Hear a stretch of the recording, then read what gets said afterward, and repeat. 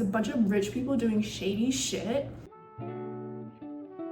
Hello everyone, I know I'm looking a little bit crazy, but I decided to do another kind of read with me vlog. I enjoyed doing it the first time, but the pacing of this might be a little out of sorts just because I'm also just busy with life in general. But I really do like reading and kind of like documenting and just like picking up in certain places where I am in the book. So I'll give you guys like a little bit of context of where I am right now when I'm reading.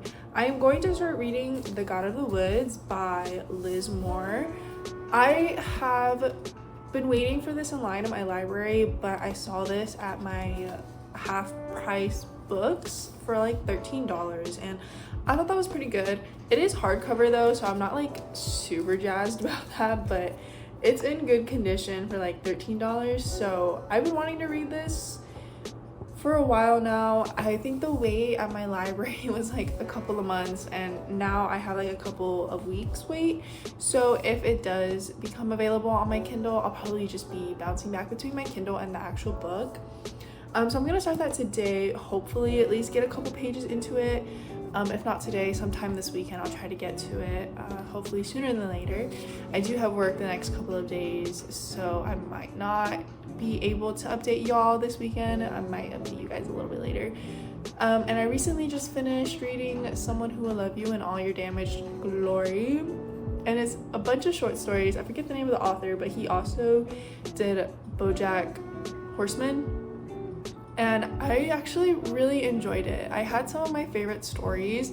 I'll put my little Goodreads review right here because I put all of my favorite short stories from there. But honestly, all of them were super great. Some of them ranged from like 2 pages to like 20-30 pages. So you're not in a story for too long, but you are in some of them longer than others. But I think the way that he paced all of the short stories was great. I wasn't really like necessarily bored through any of them. The one I will say that I didn't really understand was These Are Facts. I didn't really get that one, but that was like probably the only short story out of the whole collection of them. But I really enjoyed it. If you're someone who is kind of into like, I think they were all centered around just like humans, their friendships, their relationships, and all of that. And I really am a sucker for that. And girl, the first 2 pages had me hooked. And I think I had read like 100-something pages in that one sitting. And it's a short book. It's only 200-something pages. I really enjoyed it. Y'all should read it. It was a 4-star read for me. And that's kind of currently where I am right now. So I'm going to try to start this a teensy tiny little bit. If not, try to read it some at work on my break. And then I'll update y'all once I am a couple chapters in. I'm pretty sure this is about kids who have gone missing at a camp, and that's kind of what we're gonna follow. I don't really remember too much of the premise. I just know that it is something to do with kids going missing at a camp. I looked at the first couple of pages already. This is going to be a longer book as well, but yeah, this is kind of like the map that we have. So I'll see if I want to try to figure it out before the book tells me, but I don't think that'll be the case just because I'm not savvy when it comes to these books. And like people be like, oh, it's so obvious, and I'm like, oh, it was, but it's about 476 pages, so we'll probably be with this book for a minute. Hello. Okay, it is the next day and I have a little bit of an update. Excuse my appearance. It is cold for the first time the whole year in Texas, so I am like trying to adjust to it.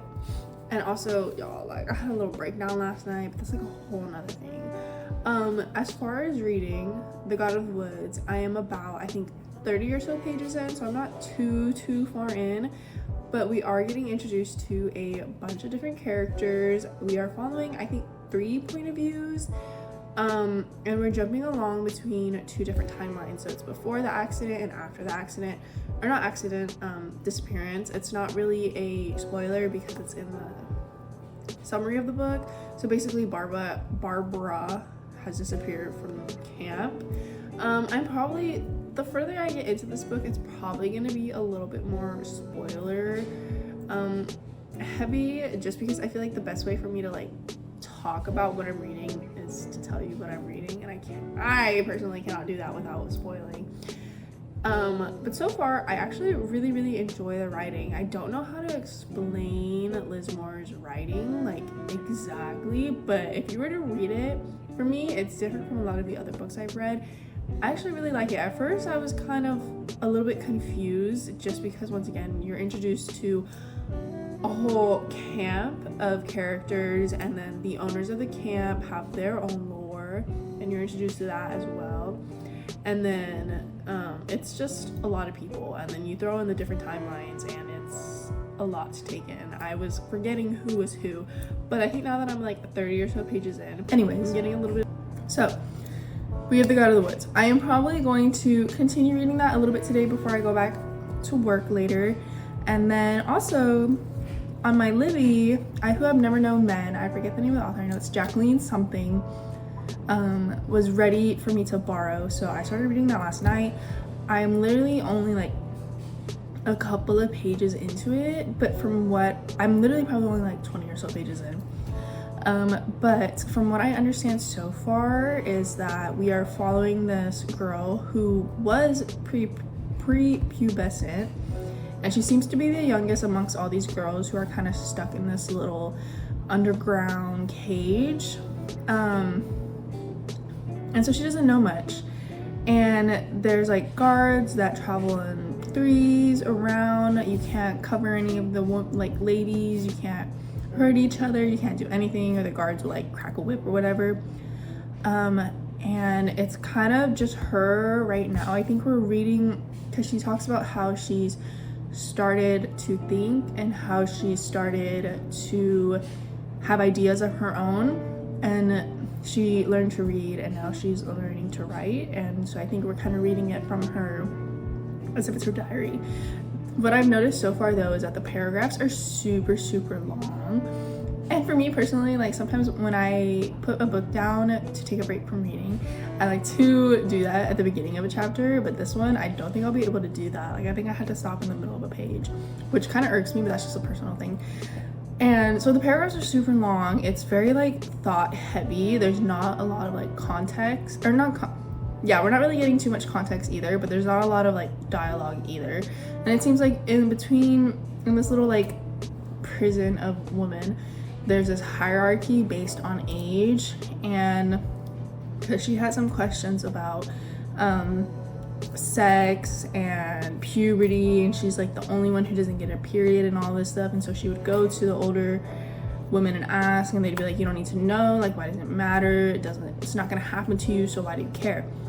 And she would be like, well, I want to know because I want to know. And so she's starting to like disrupt things a little bit, because she is creating these fantasies in her head about her and this guard that goes by. And I guess the women kind of feel threatened by this, and they're like, you need to tell us because like we're older, you're not allowed to have secrets down here. And she's like, well, just because you tell me you want to know doesn't mean I have to tell you, and all of this stuff. So it's really interesting so far. It seems like she's coming into realization that she's her own person, and she doesn't have to follow this hierarchy that has been set in place for as long as she can remember. It seems like the older women have memories outside of this prison. I don't know if it's a prison, it's just like, I don't know, I'm just gonna say prison. They have memories outside of this prison, but she doesn't really remember too much. So I'm guessing she was put in there at a super young age. You know, when you're like nobody really remembers what they were doing when they were 4 or 5, 6, you know? So I think it was like kind of like that situation where she just doesn't have like much consciousness, or she doesn't like recall much from that period of her time. But anyways, I'm probably gonna save that to read later. I think I'm gonna read The God of the Woods for a little bit. The only thing I hate about Libby is that it's a 2-week hold, so I do kind of have to pace myself on reading this book. I don't know how many pages I Who Have Never Known Men is, but my last look, I think I was on like page 1720, and it said I was like 9% of the way through, so I think it's on the shorter side. We'll see. But I'm gonna continue The God of the Woods, and I'll update y'all probably tomorrow or later tonight when I get off of work. Okay, so this is a very weird angle and whatever, but I meant to update y'all yesterday, but I didn't. Well, I was going to, and then my cat started attacking me, playing with me, So I got frustrated and I stopped recording. But anyways, okay, so it is the next day. It's currently Tuesday. We have made a lot of progress. I am currently on page 242. Let that speak for itself. So what I had read the previous day, we learned a lot about Alice and kind of how she fits into all of this. We learned about her sister Delphine, her relationship with Peter, which, by the way, they got married when she was 18 and he was like 29 or something. And they met when she was 17 and he was 28, something like that. Very weird. That kind of made me go, ew. The 50s though, okay? And you kind of learn how she's just this docile housewife and how nobody really expects anything of her. And it's like she's just very, I don't really know how to say it without coming off as like condescending, but she's just very like common. There's nothing like special about her. So anyways, they get married, they have their first kid, Bear, and he's like the complete opposite of Peter. He's like very happy, all of these things, and Peter kind of sees his son as like an investment to take over the bank. And so we follow Alice for like a good chunk of pages and her in the 50s navigating her new life with Bear, Peter, with just her and Peter. And then I think, I'm trying to remember exactly what I read, because like I said, I read a good chunk in a short amount of time. We learn about Judy. She's introduced, and this is a new point of view that I wasn't really sure if I was into, just because I was like, fuck. Like, we already have so many people's point of view. I don't know if I need another one. Oh, we also get Jacob Sluter's point of view, and he's basically Sluter, which is who they think. Well, he was found guilty for killing, I think, multiple children, and he was sent into prison for that. But he was having like some leg issues, so they sent him to a lower security prison, and he got out and he escaped. He's very well versed in nature, the woods, how to survive, because he comes from rural poverty. So I thought Peter was cheating, like a cheating husband, because he'd be gone a lot, but honestly, his life is the bank, so I don't think he's cheating. I think he's just gone all the time. And also they throw these parties where he invites his investors, but then he'll also invite some like socialites who are obviously young, don't fit in with like old wealth kind of people. I thought that was kind of weird as well, but because it was like he's literally inviting them there, so like the creepy old men could like sleep with them if they choose to, which I thought that was weird. We learn that Barbara has this really creepy mural in her room, and her mother sees it, and her mother's like, Peter cannot see this, I need to take care of this before he gets here. So she paints over it. She paints it pink. And then we also learn that Barbara told Tracy that this is gonna be a spoiler, that she is leaving the cabin every night, not to tell anyone. She knows the woods because she grew up there, obviously. She could do it in her sleep, she says. And what we later find out is that she is, spoiler, that she is going to go see her boyfriend in this watchtower kind of thing. If y'all have seen Firewatch, I think it's kind of like that. It's like an old watchtower that nobody goes to anymore. Oh my gosh, okay, I personally like Luis, and I think we're supposed to like Luis because of some of the development that goes on later on that I'll get to right now. We have Lee, who Luis, he's a cook, he's handsome, everybody thinks he's handsome, and Luis is drawn to him, he's drawn to her. She's also very, that's lame. She's also very pretty. But then we also learn that Luis is engaged to John Paul, who is a McLaurin, whatever, and he just has family ties with the Van Lars because his dad is like the bank's lawyer or attorney or whatever the fuck. Just more rich people basically doing sketchy things, basically, is what this book is. And so we learn about that. Okay, so that's basically where we left off. That's what I had written down. Okay, and then now we are going to go into a lot of spoilers because, like I said, I am at the 50% mark in this book, so things are happening. Stones are being overturned, things are being drawn from the left field, but it's kind of like clicking and connecting. And I think I'm gonna share my, like, what my theory is so far. I really should have taken notes because this really did help actually. But so then we get introduced to Judy's point of view, and she is this investigator. She's 22, she's a woman, and during this time obviously people are like, you are not like an investigator. I don't know why there's so many planes. Okay, they're like, you're not an investigator, like you're a woman, whatever. And so she's brought in because Barbara is missing. And so we don't know what is going on with where Barbara went. We still don't know. That is why I brought up the night excursions, and Tracy, her bunkmate, thinks that she went to the watchtower. So Tracy's like, I made a promise to Barbara not to tell anybody, but she's missing, so I'm gonna go check the watchtower. Barbara gets lost as well. I mean, Tracy gets lost as well, because what the fuck does she know about the woods, basically? And there was a line in there, I don't know if I highlighted it or saved it or annotated it, but it just said like, how foolish was she for being 11 or 12 and thinking she could just go into the woods and not, basically like not pay respects, like the god of the woods. I really like this, like the woods, and I'm pretty sure this is true. I'm not one to go into the woods because I hate bugs, but it seems like they're saying the woods is this living thing itself, and it's like benevolent, but it can also be like gracious in ways. And I really like how Moore shows that in her writing. It's not like explicitly there, but just like little certain lines, you kind of get that. And then, okay, so Barbara's missing, everybody's pulling up, and they're all like, okay, we need to find them, we need to find these girls. And obviously, like, everybody knows that Slitter has gotten out of prison, and they're like, oh, he's not here yet. Basically, Tracy gets found. She's supposed to wear glasses, but she doesn't. But she just knows that there's this man figure who has gray hair, who kind of beckons to her and leads her back to the highway, which is where she's found. And they're like, oh my gosh, it's Tracy. I almost said Barbara again. It's Tracy, like she's safe, she came back, whatever, but they're still looking for Barbara. And then I really like Judy's perspective because she comes also from poverty. Everybody literally is coming, not necessarily like poverty, but they're just lower class. I feel like lower middle class is the vibes that I'm kind of getting. They don't have a lot of disposable income. Anyways, so Judy's perspective, she is very much like, I feel like she's gonna be the neutral voice, because in her perspective immediately, she says that she's worked at a golf club, and so she knows how to deal with rich people.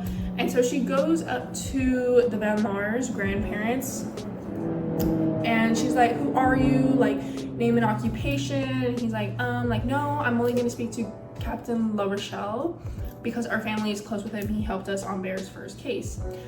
And the grandpa got very frustrated and triggered when she had mentioned Bear. And he was like, don't ever mention my grandson to me or whatever. And I really like this reminder, really stuck out to me. She said she noticed that when rich people get furious like that or show their anger like that, it's because they're about to be held accountable for something they did. And I feel like that is the overarching theme in this book, is that it's a bunch of rich people doing shady shit that they think they can get away with because they're rich and they have all these connections and whatever the fuck. So I'm talking, and then also we learn, forgot his name, it's the volunteer firefighter and also the gardener. I think his name's Carl. We learned from him, he was also close with Bear. We also are taking in, I'm sorry, I'm like all over the fucking place, I should have wrote notes. But we also learned from his timeline, when Bear originally went missing, he went to go help look for Bear. And he was basically the last person to see Bear because Bear had went on a hike with his grandfather. But Bear had went back to the house and Carl saw him tying his shoe, and that he was like the last person to see him. And he says he is scared to say that because he knows how it's going to look to everybody, so he withholds that information, which just makes him look even more shady when he accidentally exposes himself. And then we also learn that Bear did not like his grandfather, and that he was scared of his grandfather, or that he's just something, like there was tension in that relationship. And that's who Bear went on a hike with before he went missing. So I think there's something going on with the grandfather, with the Peters, the first and the second, or the senior and the junior, because there's like another Peter, and he's like the OG Peter who like set up the whole self-reliance. So I think that they're related in this some way. I don't know how just yet. And I feel like they're blaming it on the poor people. Basically, because where we left off in Carl's point of view is that he had like a heart problem, but the volunteer firefighters that come to his house and they're like, hey, the cops are coming for you in the morning, they're gonna arrest you, you're a person of interest because you were the last guy to see Bear, like they think you did something, whatever. And then they come for him. So I think that they be trying to point fingers, and that is exactly what they're doing with Luis now. Because if at the beginning of the story, Luis, we find out later that she went to go meet Lee at the campfire. That's where she was the night Barbara went missing. But then the counselor in training, Alice, which is also another socialite from Manhattan, she is also very well off. She also had went out, she was doing coke. We found out later that she was doing coke, drinking, partying.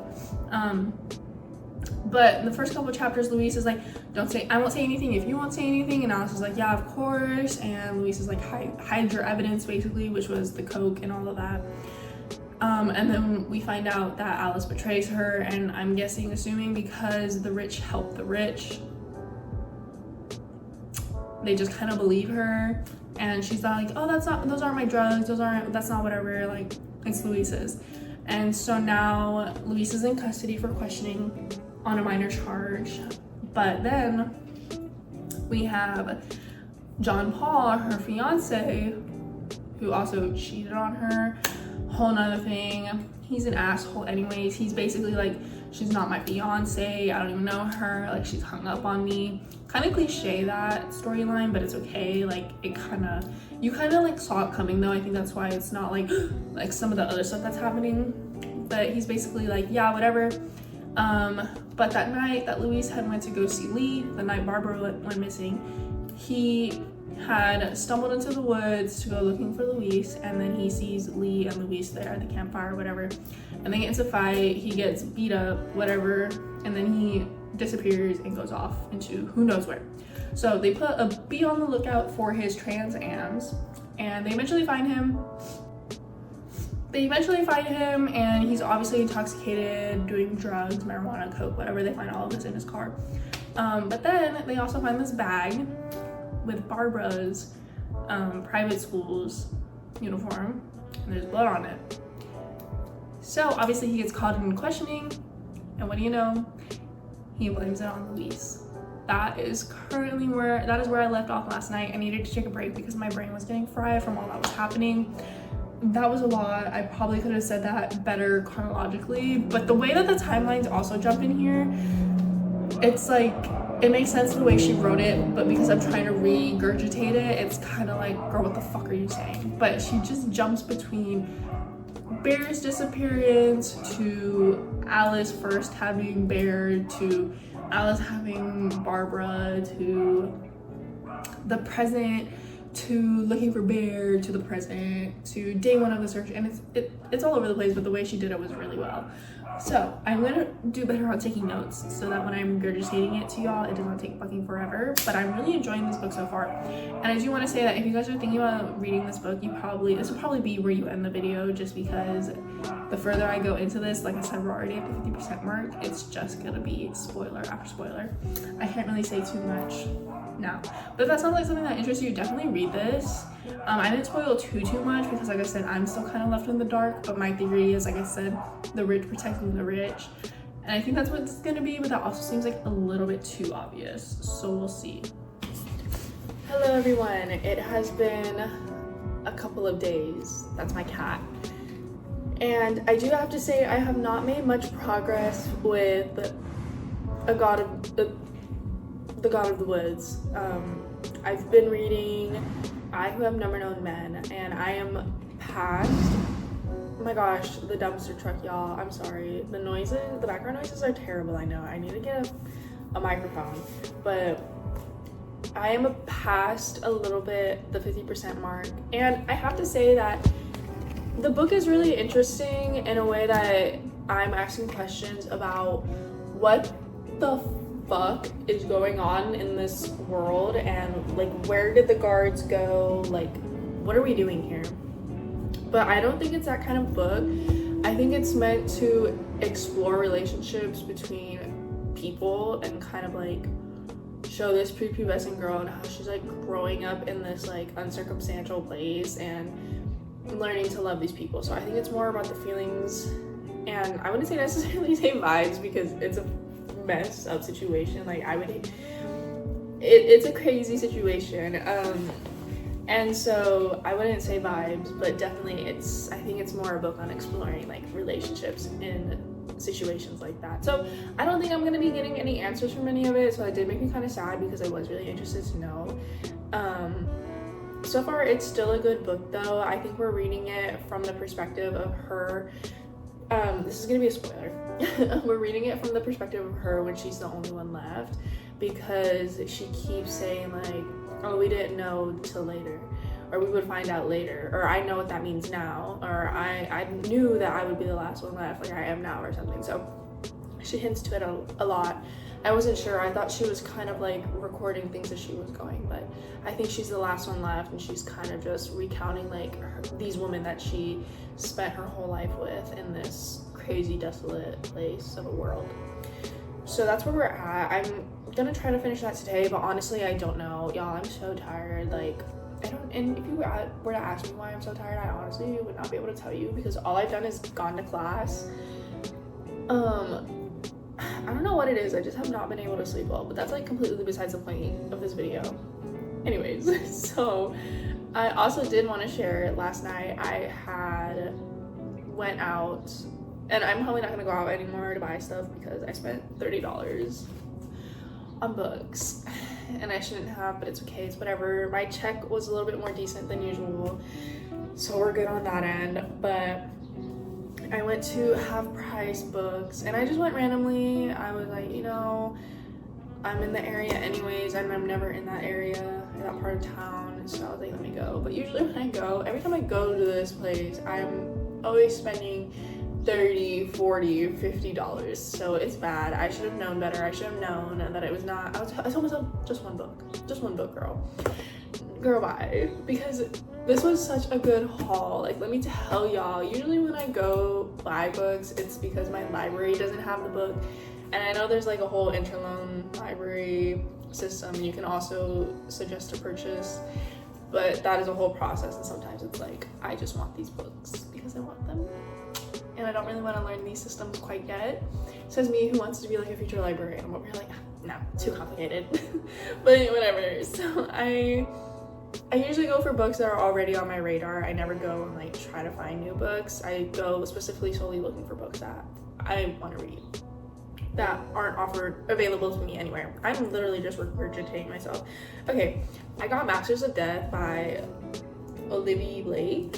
I read The Atlas 6 by this author. I didn't like that book. It was too math and science heavy for me. The premise was really interesting. So, oh my god, y'all, the fucking planes. What's next? The dog barking. So, I didn't really like that one, but this one sounded really interesting. I was not planning on reading this author again. I know this author is like well known within the community, and she's very well liked as well, but I was gonna give up on her just because I didn't like that first book that I read of hers. But it's a hardcover, and honestly, y'all, like, it's so pretty. I got it for $13. That's honestly not terrible. I hope this book isn't trash. I try not to read reviews of books that I'm interested in. Even if I do, I will still get the book if I'm interested in it.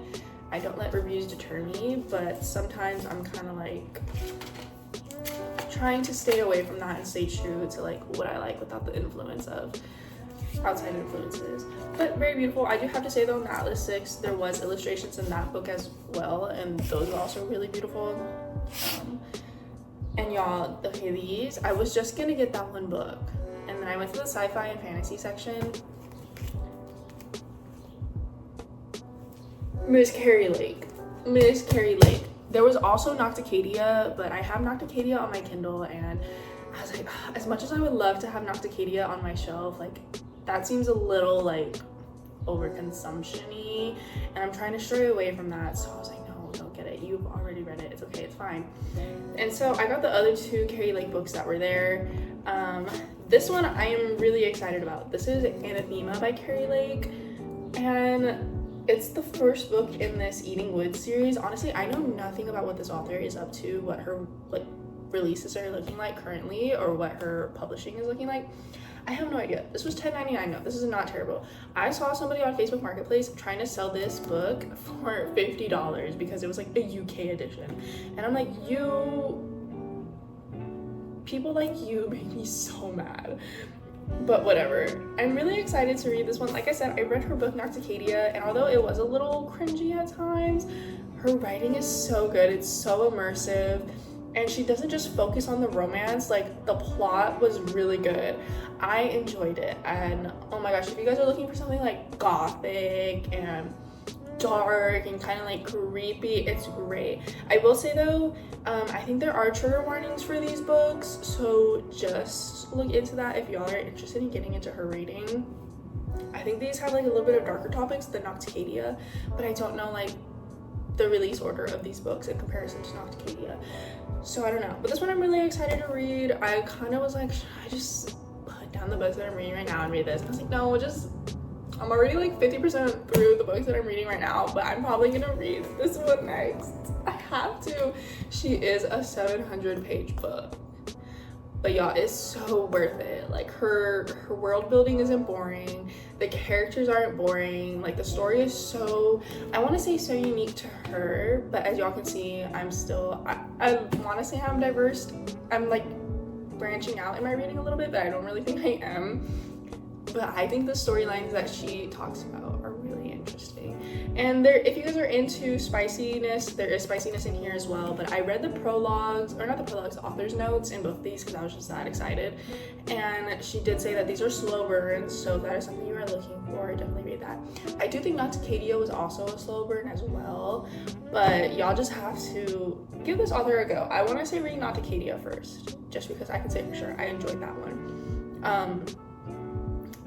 But that one was a little hard at points, and that one is also a thick book, but it's a good book. So yeah, we have Anathema by Carrie Lake, and then we also have The Isle of Sin and Shadows, and these were I never see Carrie Lake books anywhere. Like I'm pretty sure they're probably at Barnes and Nobles or something, but I don't go to Barnes and Nobles. Like I said, I'm trying to not over consume. But honestly, I was like, wow, the person that got rid of these books, like, do you know what gems you had in your possession? Like, I'm so confused. And little do I know, I could literally probably get it at my Barnes & Noble. But this one was $7.99. I've never heard of this book. I had heard of Anathema before. So when I saw it on the shelf, I was like, what the fuck? And then I saw the books next to it and I was like, what the fuck? And I didn't get Nocticadia because it was another $10 and I wasn't trying to spend like $40. But anyways, this one's The Isle of Sin and Shadows. This one also seemed pretty interesting. And I think this one was the one with like the heavy trigger warnings. I think this one also has a playlist as well, so I thought that was kind of interesting. I don't even think y'all can see, but yeah, I'm really interested. I'm really excited to read these. This one's not as long. It's 500 pages, but still her books are pretty thick and hefty, so but really immersing. And I know I keep saying that because I also get intimidated by big books, but I think Nocticadia I finished within 4 days, and that says a lot because y'all can see how I'm currently faring with a book that is like 500 pages and a book that is, I think Who I've Never Known Mine is 200 pages, but yeah, that is currently where I'm at right now. I also have class and then I have to go to work after, and I really don't want to. I'm gonna try to finish I Who Have Never Known Men, and then I'm probably gonna end this video once I finish that book. We are probably not gonna finish God of the Woods. That'll probably be in another video. I think I'm just gonna do like a week of reading with me. So yeah, I hope y'all are enjoying these so far. I know I'm not doing like heavy edits or anything just because I feel like we need to kind of just vibe together, like we're on FaceTime or something. I hope that's the vibes I'm giving. Probably not. I'm being delusional. Anyways, I'll see you guys probably tomorrow or later today with my update. I lied. I was compiling this whole video together, and honestly it's already at the 30-minute mark, so I'm gonna go ahead and end this video here. I know I didn't get to finish any of the books I started reading, but honestly that's just the reality of not being able to read full time. If you guys are interested and want to know my final thoughts on these videos or the books, let me know. I can definitely do a monthly wrap up. I haven't done one in the last 4 months, but if you guys are interested, honestly, I'm probably just gonna do a part 2 to this vlog. So if you guys do want to see that, make sure to subscribe so you guys can be notified when that comes out. And thank you guys so much for watching and making it this far into the video. I know it was very yappy and there really was no conclusion to any of this, and I apologize for that. But if you guys enjoy chit-chatty content like this, I think I'm going to continue doing these vlogs because I actually have a lot of fun just yapping about books. Subscribe, and I know I said it like 10 times already, but thank you guys so much for being here, and let me know your comment, or let me know what you're reading. If you've read the books that I'm reading, let me know your opinions on them. I would love to chat, and I'll see you guys in my next video. Bye!